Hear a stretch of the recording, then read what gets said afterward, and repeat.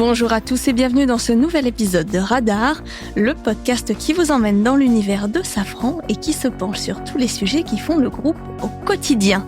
Et pour ce nouveau numéro, nous allons nous pencher sur l'action Safran, cotée au CAC 40 et avec une capitalisation boursière de plus de 80 milliards d'euros. Safran fait partie des plus fortes capitalisations de l'indice parisien. Même si nous n'allons pas vous donner ici de conseils boursiers, nous allons essayer de comprendre pourquoi le titre a si bien performé ces derniers temps et quels sont les enjeux à moyen terme.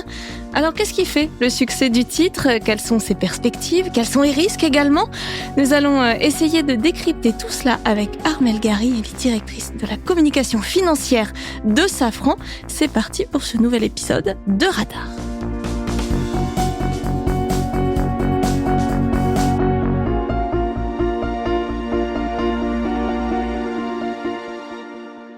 Bonjour Armelle Gary. Bonjour Johanna. Je le disais à l'instant, le titre Safran a affiché une très belle performance en bourse ces derniers mois.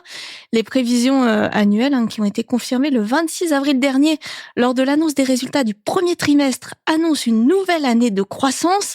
La tendance est donc bonne et je comprends que les différents analystes financiers confirment cette vision et sont positifs sur ce titre Safran.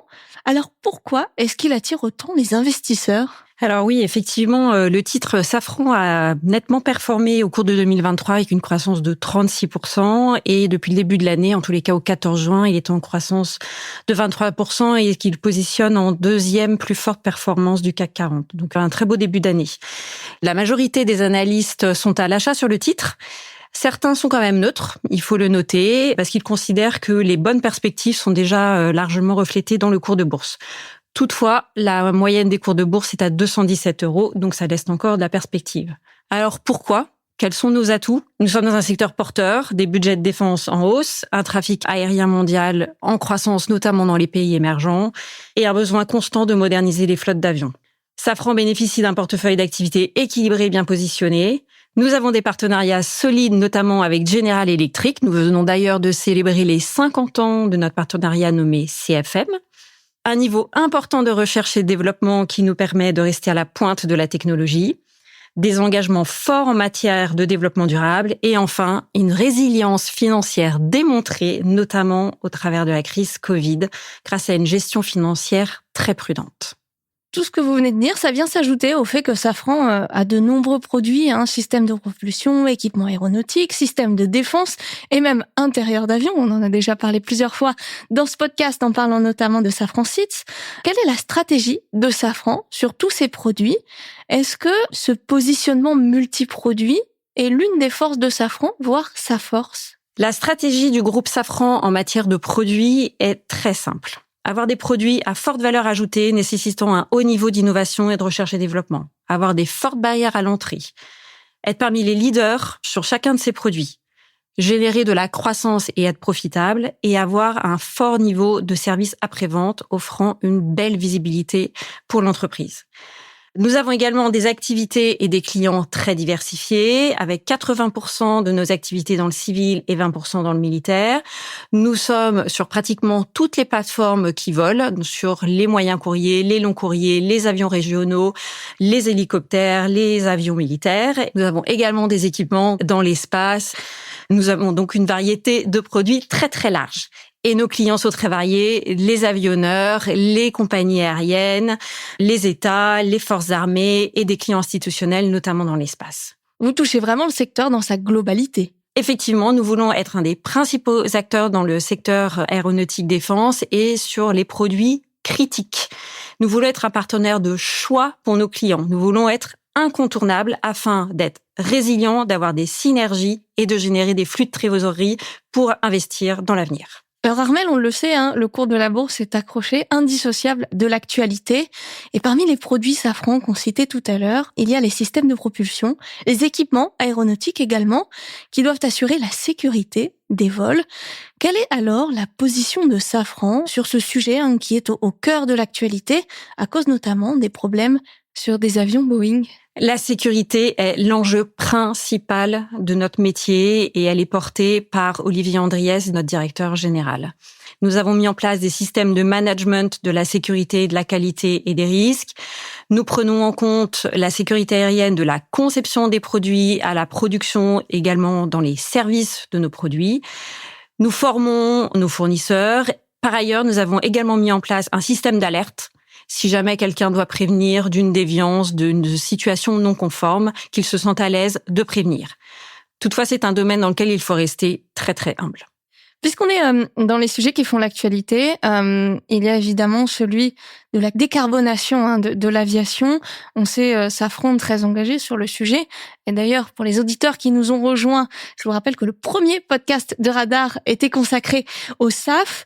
Comment s'opèrent ces ambitions de décarbonation chez Safran ? Le groupe Safran a une feuille de route très claire en faveur du climat et s'est engagé, comme toute l'aéronautique mondiale, en faveur d'une neutralité carbone horizon 2050.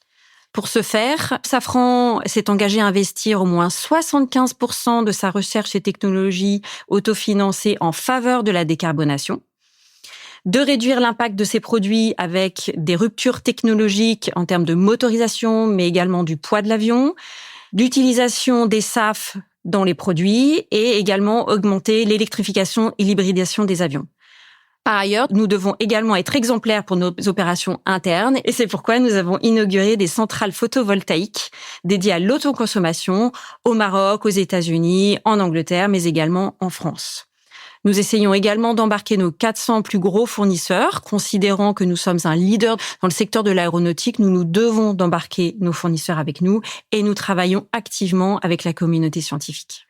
Pour en revenir à nos actionnaires qui nous intéressent aujourd'hui, pourquoi et comment un acteur comme Safran peut combiner ses ambitions, notamment de croissance ou de développement durable dont on vient de parler, avec ce fameux retour à l'actionnaire ? L'équation est quelque part assez simple. Si vous générez de la rentabilité, vous dégagez des cash flows, vous pouvez investir dans le futur. Investir dans le futur, c'est investir en faveur de la décarbonation, c'est investir en faveur de nouveaux produits, de leviers de croissance.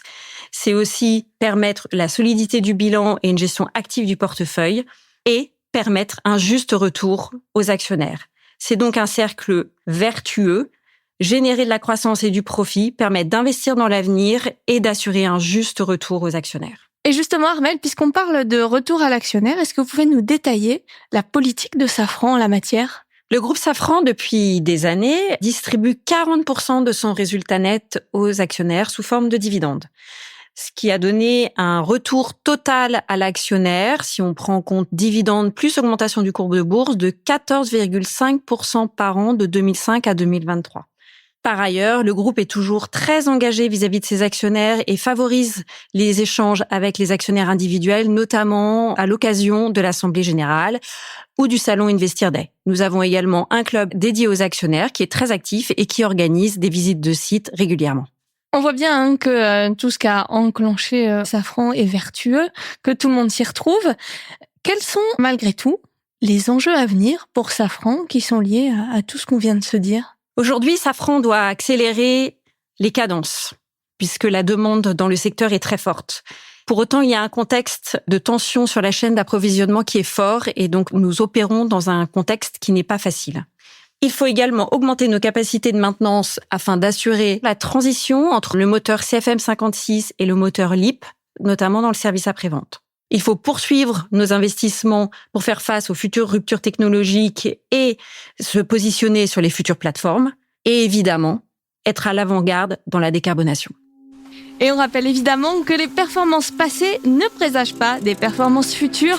On rappelle également que la présente communication ne constitue ni un conseil en investissement, ni une offre de vente, ni la sollicitation d'une offre d'achat de quelques titres Safran que ce soit, dans quelques juridictions que ce soit. Merci beaucoup Armelle Gary d'avoir été notre radar du jour.